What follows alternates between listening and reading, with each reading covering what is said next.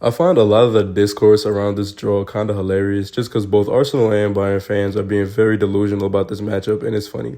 For my fellow Arsenal fans, just because Bayern isn't winning the Bundesliga this season and they're weaker than usual doesn't make this an easy matchup. I'm going to be honest, it was one of my preferred matchups over Madrid, City, and Atletico, but that doesn't make it a cakewalk at all. Bayern at their worst are still one of the UCL favorites. Yes, they lost a few games, but so do we. They still have Harry Kane, who loves scoring against us, and they're still extremely dangerous attacking-wise. On the other hand, Bayern fans are still living almost a decade in the past. It's not 2016 anymore. Be serious. They're doing all this talking about 10-2 again, as if it's anywhere near the same teams. Arsenal are statistically one of, if not the best defensive team in Europe this season. Last time y'all came to the Emirates, y'all had Lewandowski, Ribery, and Robin dicking down Mustafi and Koscielny. The difference in squads is laughable now. All I'm saying is they're in for a surprise if they genuinely go into this thinking Saliba and Gabriel are just going to roll over, talking about some 10 goals. I'd be shocked if Bayern even get half that across the two legs. Now, when I say 5 reasons Arsenal can beat Bayern in the title of the video, I'm not saying they will. I'm mainly just pointing out different things they can exploit to get the victory or different strategies they could use. For one thing, there's Harry Kane versus Saliba and Gabriel. A lot of people have been pointing out that Kane has the most North London derby goals of all time, but like almost everything else related to this matchup, there's no context. Since Gabriel arrived at Arsenal almost 4 years ago, Kane only has 2 open play goals against Arsenal in 6 games, one of which was a 4-on-2 counterattack back in like 2020 when Arsenal was in the mud. He struggled against him very consistently, especially since Gabriel has gotten better. Last season, Kane only scored a penalty against Arsenal in both their games, and both Gabriel and Saliba have greatly improved since then.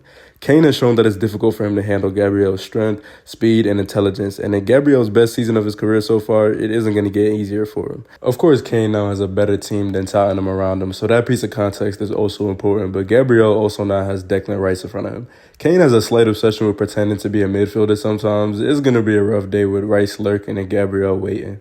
Another thing, Bayern's midfield is deplorable. I don't get the chance to watch them every single week. I do miss a few of their games here or there, but generally, this season, it's been one of their biggest weaknesses, if not the biggest. It also depends on how their injury situation looks by then and if Kimmich isn't forced to play right back anymore, but either way, we're dominating when it comes to duels. I did see somebody say that Kimmich has been really great at right back the last few games. I can't confirm or deny, though, just because I haven't watched him. Rice is going to have a field day, I promise you. There's a reason Bayern wanted him so bad before we snatched him. He will plug a lot of their issues, but instead we scooped him up, and now they're suffering with a tissue-soft midfield. Look at the Leverkusen game. Alonso's squad wasn't even playing to their full offensive capabilities, partially because a couple players were out, and they still humiliated Bayern's midfield. They looked lost and confused every time Leverkusen started moving the ball around quickly, something Arsenal specializes in. They couldn't keep up and kept allowing Leverkusen to slip into dangerous areas as a result. People keep mentioning us struggling to score against Porto as if they didn't have the most devious mid-block setup in both legs.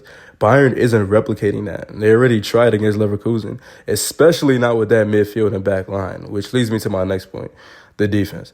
It completely depends on what back four Tuchel puts out because that absolutely determines the game. He seems slightly obsessed with starting Dyer, which is hilarious considering he has Kim and Upamecano on the bench. You would assume that Kim and De Ligt would be the best pairing to send out against us, and a back four of those two, Davies and Mazraoui, when he gets back from injury, would be sturdy against us at the Emirates. But Tuchel really be acting brain dead sometimes, and I really want him to start Dyer.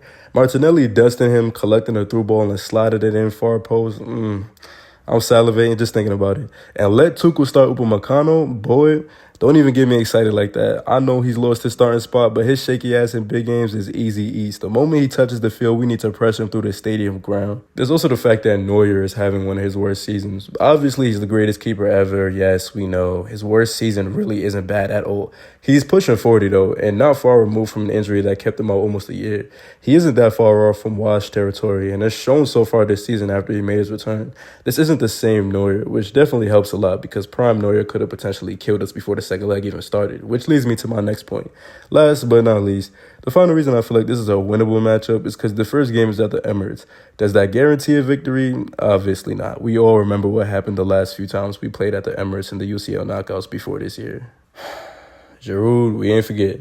Anyways, with the first game being at the Emirates, along with the fact that there's no away fans, if Arsenal manages to snag a 2-goal lead or even a 1-goal lead against this Bayern team, that gives Arteta the freedom to play the filthiest, most disgusting football in the second leg. With how elite our defense is, scoring against us obviously isn't even easy in regular games. In Germany with the lead, we have the players to go full Simeone for 90 minutes and not concede a goal.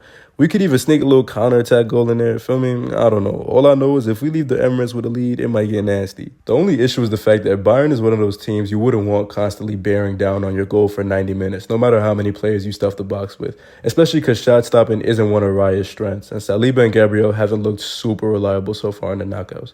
It's a tough spot for Arteta tactically, and no matter how you look at it, this won't be an easy matchup. But the important thing is to get ahead at the Emirates and go to Germany with the lead, because that will do wonders for our confidence. Thanks for watching, y'all. I'm going to see y'all next time.